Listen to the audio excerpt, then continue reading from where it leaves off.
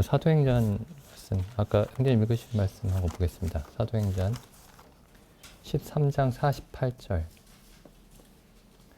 이방인들이 듣고 기뻐하여 하나님의 말씀을 찬송하며 영생을 주시기로 작정된 자는 다 믿더라.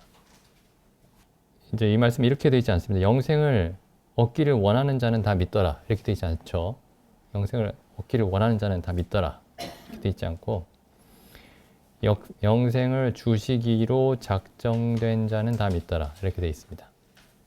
그래서 이제 그 성경에서 예정, 하나님이 모든 일을 예정하셨다. 모든 구원받을 사람을 예정하셨다. 모두 정해 놓으셨다.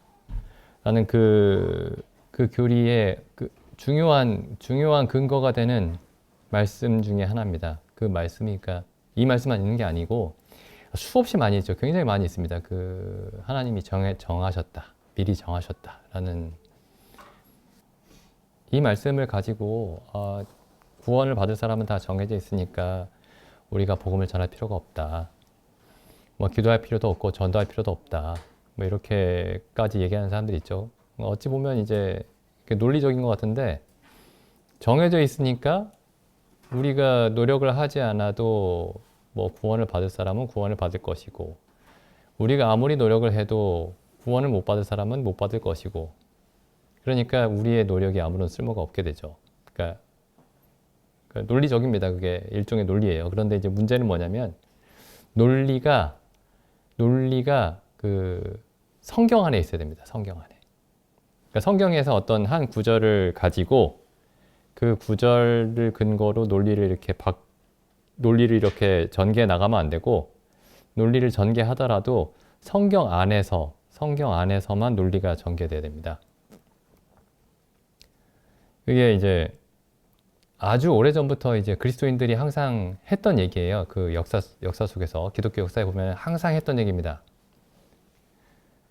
그래서 예를 들어 이제 이성과 신앙의 관계, 이성과 믿음의 관계. 하나님이 모든 사람에게 이성을 주셨고, 그러니까 논리적으로 생각하는 능력이죠. 이성을 주셨고, 그 다음에 신앙을 주셨는데, 믿음이죠, 믿음. 그러니까 믿음과 그 이성이 어떻게 조화가 되느냐. 이 문제는 아주 거의 성경이 시작할 때부터, 기독교가 시작할 때부터 그 중요한 문제였습니다. 그래서 이제 어떤 사람들은 뭐 이성이 뭐가 중요하냐. 무조건 다 믿어야지. 이렇게 생각하는 사람들도 있었고, 반대로, 나는 이성적으로 이해가 되지 않으면 믿지 않겠다. 이렇게 생각하는 사람들도 있었어요. 그래서 이제 둘 중에 하나를 취하는 거죠. 사람들이. 그런데 이제 성경에서는 이 두 가지를 다 전부 다 취해야 됩니다. 이성과 믿음. 하나님이 모든 것을 정해 놓으셨다라고 그 사실을 성경에서 우리가 받아들이면 이제 거기서 이제 논리적인 결론이 사람이 할 일은 없구나 이렇게 되는데 이제 성경을 보면 하나님이 모든 것을 정해 놓으셨다. 그러니까 이제 그 예정이라는 게 그러니까 하나님의 자녀가 될 사람과 그렇지 않은 사람을 정해 놓으셨다라는 부분도 있지만 그거보다 훨씬 더 확장된 개념입니다. 이 예정이라는 게. 하나님이 거듭난 사람과 거듭나지 못할 사람을 정해 놓으셨을 뿐만 아니라 하나님이 창조하신 모든 세상에서 일어날 모든 일을 단 하나도 남김없이 다 정해 놓으셨다. 이게 예정입니다. 그러니까 우리가 머리카락 하나 빠지는 것까지 하나님이 다 정해 놓으셨다는 거예요. 그래서 예수님도 그런 말씀 하셨죠. 참새 2마리가 한 아사리온에 팔리는 것이 아니냐. 그러나 그중 하나라도 하나님이 허락치 아니하시면 땅에 떨어지지 아니한다. 그 시장에서 참새 2마리 팔리는 게 그게 하나님이 개입하시는 일일까? 이렇게 생각할 수 있습니다. 그렇게 사소한 일까지. 근데 예수님이 직접 말씀하셨죠. 아버지께서 허락하지 않으시면 머리카락 하나도 땅에 떨어지지 않는다. 그러니까 하나님이 그 정해 놓으셨다라는 게 그 범위가, 그러니까 어떤 사람들은 하나님이 구원받은 사람을 정해놓고 구원받지 못하는 사람도 정해놨다라는 그 얘기만 들어도 막 펄쩍 뜁니다. 이게 말이 되느냐. 불공평하다. 그건 공정하지 않다. 막 펄쩍 뛰는데 그게 아니고 사실 성경은 그것보다 훨씬 심하게 얘기합니다. 창조로부터 시작해서 세상이 끝날 때까지 일어날 모든 일들을 굳이 이제 이렇게까지 얘기할 수 있어요. 우리 몸속에서 일어나는 세포 수준까지 다 정해 놓으셨습니다. 다. 이게 성경적인 이론이에요. 이게 성경적인 가르침입니다. 하나님이 어느 정도까지 이 창조하신 세계를 어느 정도 수준까지 다스리고 계시느냐. 어느 정도 수준까지. 하나님이 다스리지 않는 그런 부분이 없습니다. 근데 이제 그렇게 얘기하면 이제 의문이 생기죠. 그 사람은 자유의지가 있는데 내가 이거 하고 싶을 때 이거 할 수 있고 저거 하고 싶을 때 저거 할 수 있는데, 그럼 그것과 하나님이 모든 것을 창세 전에 영원 전부터 모든 일을 아주 사소한 것까지 낱낱이 계획해 놓으셨다라는 이 말이 서로 모순되지 않느냐? 모순되지 않습니다. 어떻게 설명해야 될지 모르지만은 그걸 아주 만족스럽게 설명한 사람도 없지만 모순되지 않습니다. 하나님이 모든 일의 주권자죠, 주권자. 모든 일을 하나님의 뜻대로 행하신다라는 이 말과 사람이 자유로운 선택을 가지고 있다라는 이 말이 모순되지 않습니다. 여기 잠깐 보시죠. 에베소서 1장 11절 보시죠. 모든 일을 그 마음에 원하는 대로 일하시는 자, 이 하나님입니다. 모든 일을. 예외가 없어요. 하나님은 저 사람에게 구원을 주시기 원하는데 저 사람이 구원을 받기 싫어합니다. 그래서 하나님이 원하시는 일을 행할 수 없어요. 그렇게 얘기하면 이 1장 11절 말씀과 이 1장 11절 말씀이 맞지 않죠. 하나님은 저 사람이 구원을 받기를 원하는데 그 사람이 싫어해서 원하지 않아서 하나님이 원하시는 대로 행할 수 없습니다. 그 일을. 만약에 우리가 그렇게 얘기하면은 이 1장 11절 말씀이 하나님에 대한 정의가 되지 않습니다. 근데 하나님은 분명히 이렇게 돼 있죠. 모든 일을 하나님의 마음에 원하시는 대로 행하시는 자이다. 예를 들어 이런 거예요. 이스라엘 백성이 이제 그 애굽에서 6월절 사건 후에 이제 다 탈출을 하죠. 다 도망가는데 바로가 갑자기 우리 저 사람들 잡아야 된다. 저 노예들 잡아야 된다.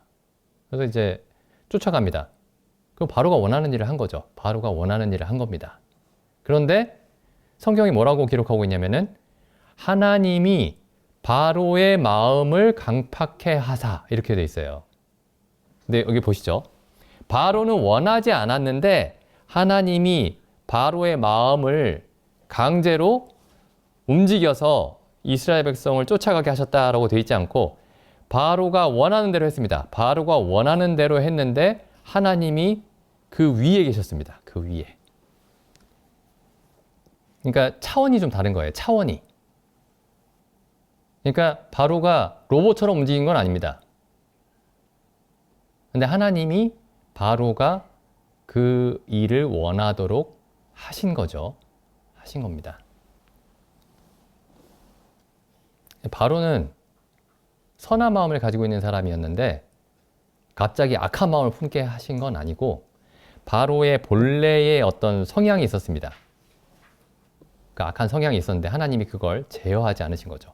허락하신 겁니다. 그러니까 바로가 원하는 일을 행하도록 허락하신 겁니다. 이제 그런 표현들이 이제 성경에 굉장히 많이 있습니다.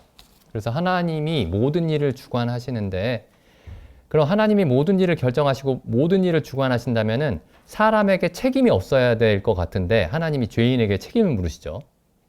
그런 부분은 어떻게 생각할 것인가에 대해서 우리가 좀 생각해 볼 필요가 있습니다. 데살로니가 전서 말씀 한번 보시죠. 후서 말씀 보겠습니다. 2장, 이제 적그리스도의 출현에 관한 예언인데, 사도 바울의 예언인데, 그 2장 5절 보겠습니다. 2장 5절. 데살로니가 후서 2장 5절. 내가 너희와 함께 있을 때에 이 일을 너희에게 말한 것을 기억하지 못하느냐? 적그리스도로 하여금 그의 때에 나타나게 하려 하여 막는 것을 지금도 너희가 아나니. 그러니까 적그리스도가 자기의 때에 나타나게 하려고 하나님이 막고 계십니다. 성령께서 막고 계십니다. 그럼 적그리스도가 이제 행하는 일을, 하고자 하는 일을 성령께서 막고 계시는데, 그의 때에 나타나서 이제 적그리스도가 행하는 일은 적그리스도가 자기 멋대로 하는 게 아니고 성령께서 허락하셔서 하는 일이 되겠죠.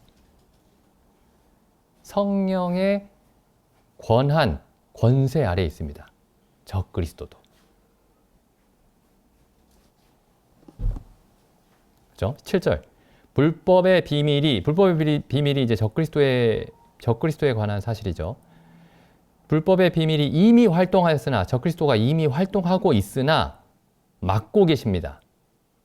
그래서 이 적그리스도의 활동이 100% 나타나고 있지는 않은 거예요. 부분적으로 나타나고 있는 겁니다. 왜냐하면은 지금 막는 자가 있기 때문에. 이 지금 막는 자가 도대체 가리키는 게 뭐냐?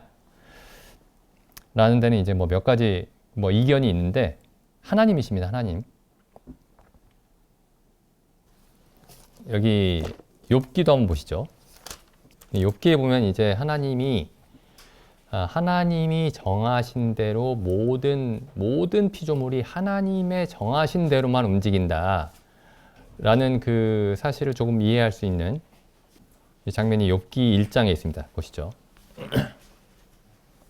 그 이제 하나님이 욥에 대해서 자랑하시죠.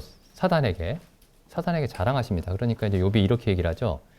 1장 9절에 보시면은 사단이 여호와께 대답하여 가로되 욥이 어찌 아무런 이유 없이 하나님을 경외하겠습니까?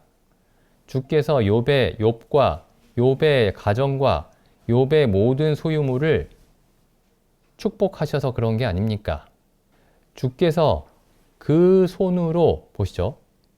그 손은 누구 손이죠? 주님의 손입니다. 주께서 주님의 손으로 하는 바를 복되게 하사 그 소유물로 땅에 널리게 하셨음입니다.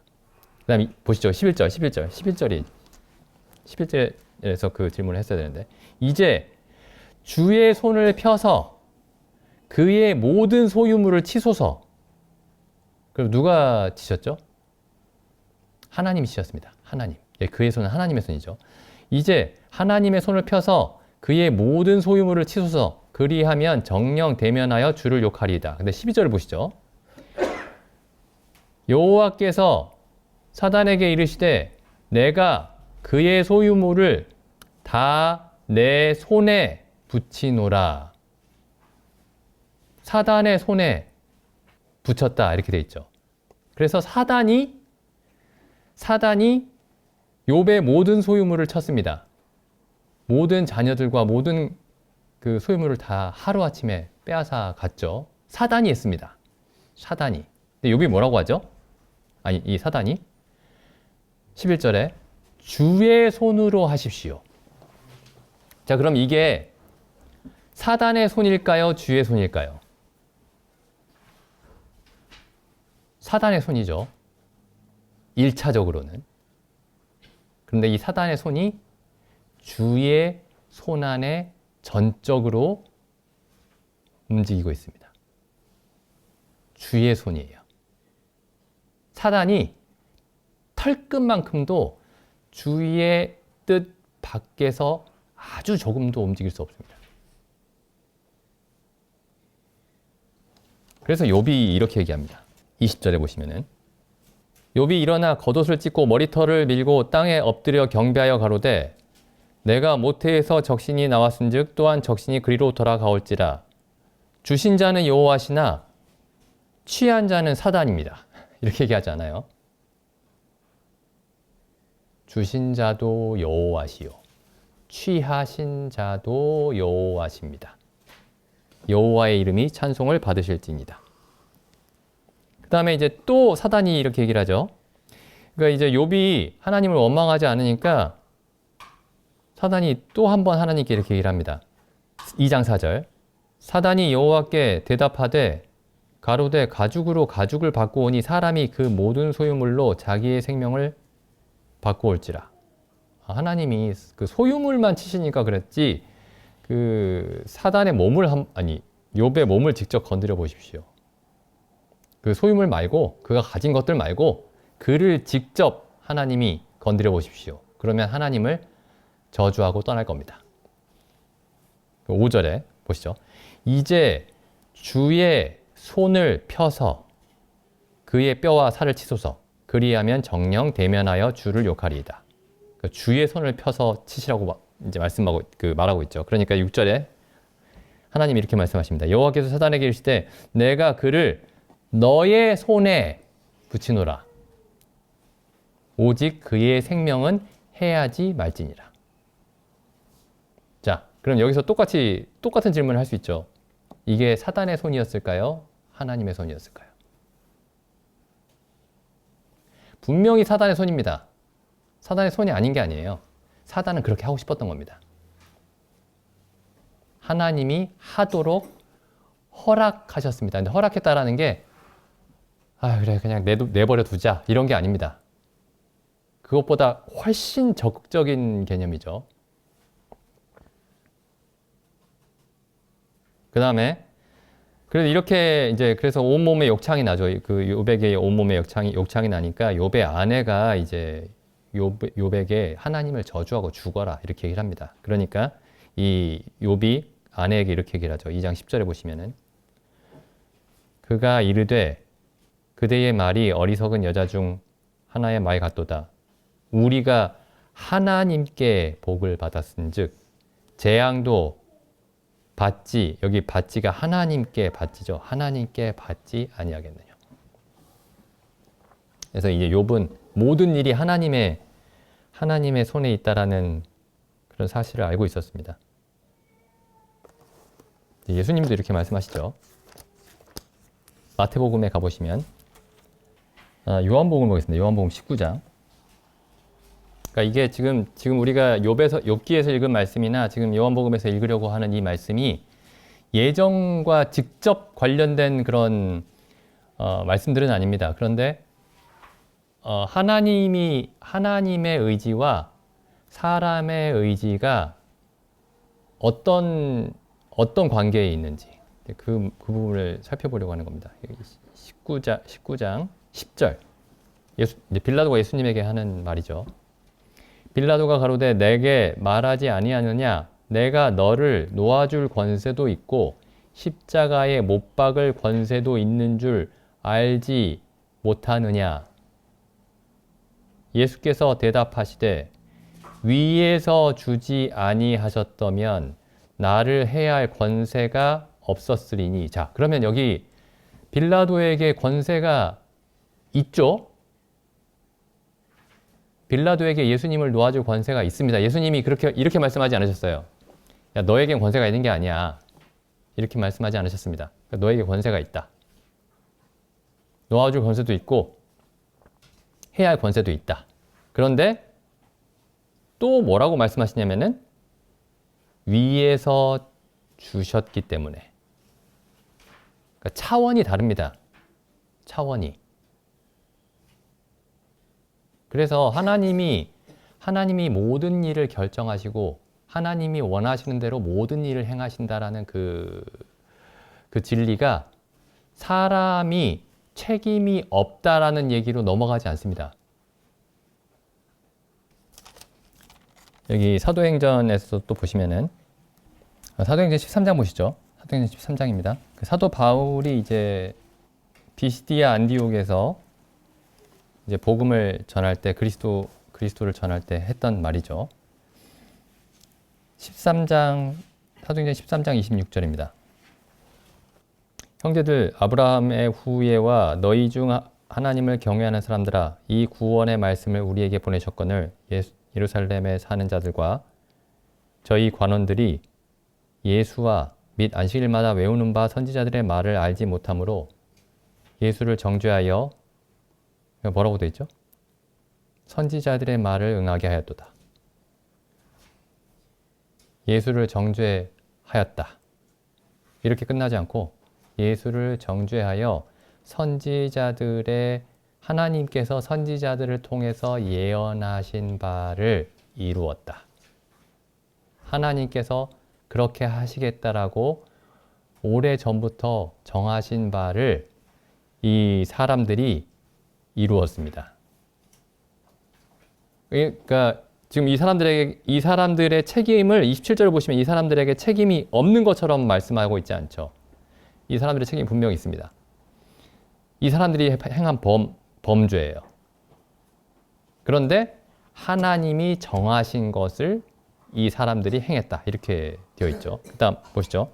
28절 죽일 죄를 하나도 찾지 못하였으나 빌라도에게 죽여달라 하였으니 그 다음 보시죠. 그러니까 28절 보면 이게 이 사람들에게 모든 책임이 있습니다. 그런데 29절 보시면 성경에 저를 가리켜 기록한 말씀을 다 응하게 한 것이라. 자, 하나님의 정하심이 있고 사람들의 행함이 있습니다. 하나님의 행하심이 있고 사람의 행함도 있습니다. 그렇죠? 근데 하나님의 행하심이 차원이 다른 곳에 있습니다. 차원이 다른 곳에. 그다음에 창세기 말씀 가보시죠. 이제 요셉의 형들이 시기에서 팔아버리죠. 팔아버리고 이제 아버지 야곱에게는 요셉이 죽었다고 말합니다. 근데 이제 나중에 보니까 요셉이 애굽의 총리가 되어 있죠. 근데 요셉이 이제 그 형들에게 이렇게 얘기를 합니다. 형들이 이제 요셉이 자기들에게 복수할까봐 두려워서 떨고 있으니까 요셉이 형들에게 이렇게 얘기를 합니다. 45장, 창세기 45장 4절. 그러니까 이때까지만 해도 형들이 이제 요셉이 자기 동생이라는 걸 모르죠. 자기들의 동생이라는 걸 모릅니다. 그 총리가, 애굽의 총리가. 그래서 요셉이 자기 정체를 이제 공개를 하죠. 45장 4절. 요셉이 형들에게 이르되 내게로 가까이 오소서. 그들이 가까이 가니 가로되 나는 당신들의 아우 요셉이니 당신들이 애굽의 판자라. 5절.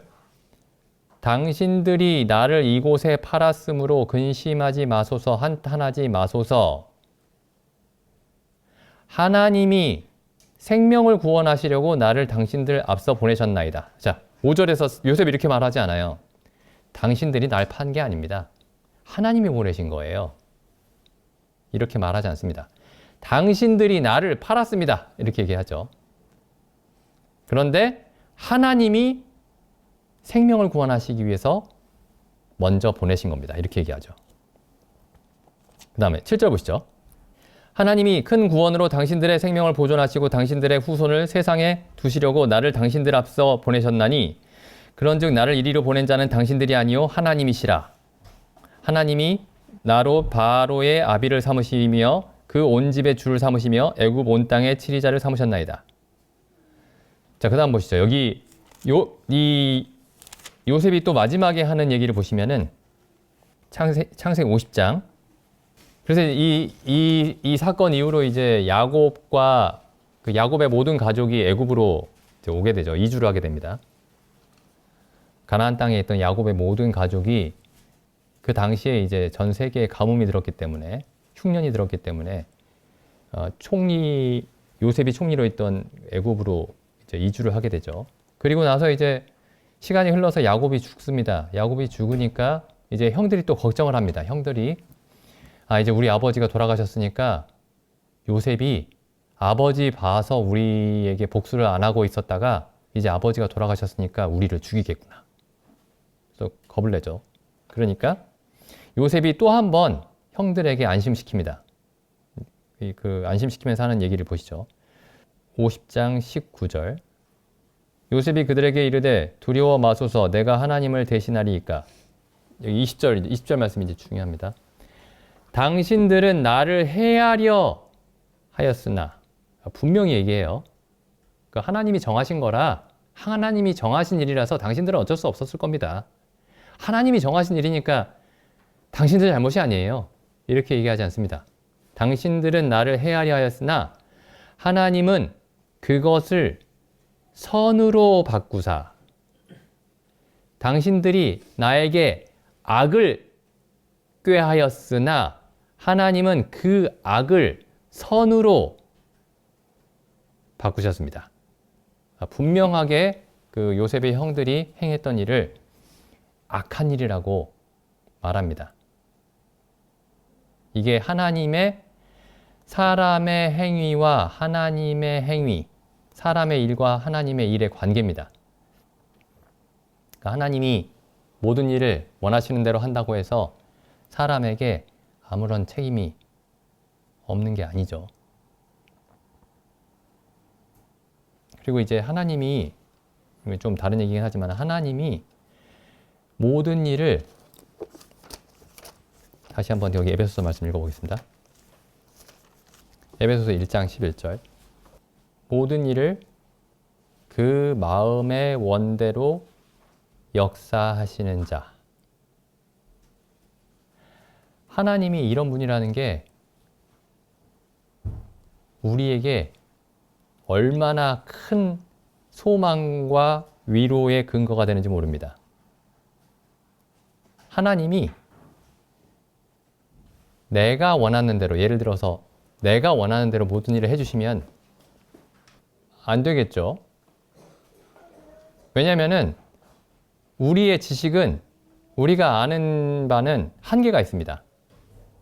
그래서 이제 내가 생각할 때 이거 이렇게 하면 좋을 것 같은데, 그래서 하나님 이거 내가 원하는 대로 해주세요. 이거 이렇게 하면 좋을 것 같은데 라고 했던 우리의 판단이 한계가 있는 판단이에요. 잘못된 경우가 굉장히 많습니다. 그런데 하나님은 모든 것을 아십니다. 모든 것을 알고 계십니다.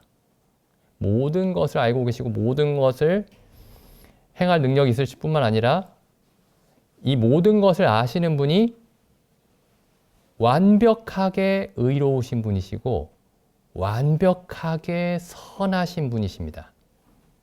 그러니까 온전히 의롭고 온전히 선하신 분이, 그리고 온전히 자비로우신 분이 모든 일을 그 마음에 원하는 대로 하시는 분이라면 이 사실보다 우리에게, 우리 삶에 더 큰 소망을 주는 사실은 없습니다.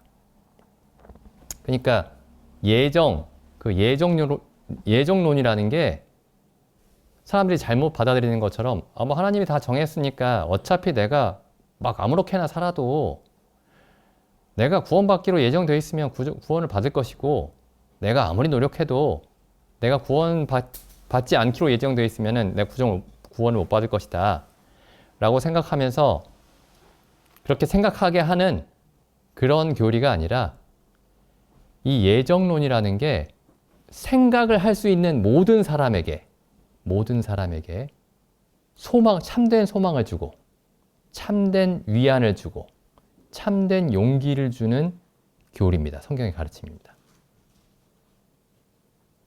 그러니까 이 11절 말씀에는 모든 일을 그 마음의 원대로 역사하시는 자라는 이 말 앞에는 어떤 사실이 전제되어 있냐면은 하나님은 모든 것을 아시고, 또 하나님은 온전히 공의로우시고 하시는 모든 일이 의로우시고, 그리고 하시는 모든 일이 참되시고, 하시는 모든 일이 선하시고, 하시는 모든 일이 인자하시고, 이런 사실이 이 앞에 전제되어 있습니다.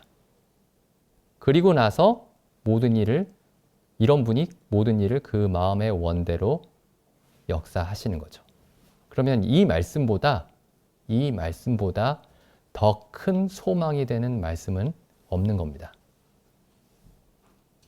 사람들이 그냥 예정론, 뭐 칼뱅의 예정론 이렇게 얘기합니다. 칼뱅의 예정론, 칼뱅이 만든 게 아니에요. 성경에 있는 겁니다. 성도님들도 이제 가끔씩 한번 생각을 해보시면 좋을 것 같습니다. 그 하나님이 우리 삶의 모든 것들이 마귀가 막 어떻게 해가지고 아니면 어떤 사람이 막 어떻게 잘못해가지고 단순히 그렇게 일어난 일들이 아닙니다. 하나님이 그것도 창세 전에 하나님이 그때그때 이렇게 정하시는 게 아니고 창세 전에 계획하신 모든 일들을 낱낱이 다 계획한 대로 모든 일들이 이루어지고 있다는 게 그 사실이 우리에게 어떤 위안을 주는지 한번 생각해 보시기 바랍니다. 기도드리고 집회 마치겠습니다.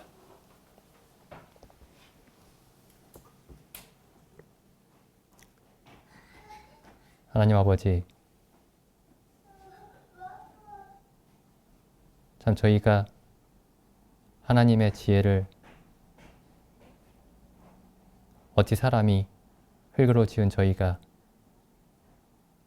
하나님의 지혜를 다 이해할 수 있겠나이까?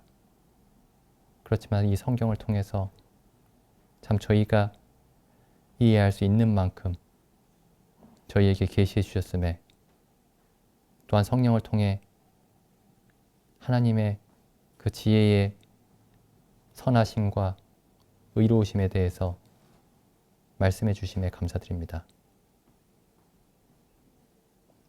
또한 이 지혜로우신 하나님께서 이 선하시고 의로우신 하나님께서 저희에게 이 귀한 성경을 하나님의 뜻과 하나님의 지혜를 기록한 이 책을 저희에게 허락하여 주셨음에 감사드립니다. 참 저희로 이 말씀으로만 저희의 마음을 치장하고 저희의 삶을 치장하고 그 외에 세상의 지혜와 사람의 헛된 이론으로 저희 자신을 치장하지 않고 오직 주의 말씀으로만 저희를 단장하고 하나님 앞에서 걷게 하여 주시옵소서. 그리하여야 참 하나님께서 예수 그리스도를 보시고 이는 내 사랑하는 아들이요 내 기뻐하는 자라 말씀하신 것과 같이 저희가 그리스도 안에서 하나님의 사랑하심과 기뻐하심을 알겠나이다. 참 저희에게 이 놀라운 온전한 하나님의 지혜와 뜻을 기록한 이 성경을 허락해 주심에 다시 한번 감사드립니다. 주신 시간과 말씀에 감사드리며 우리 주 예수님의 이름으로 기도드립니다. 아멘.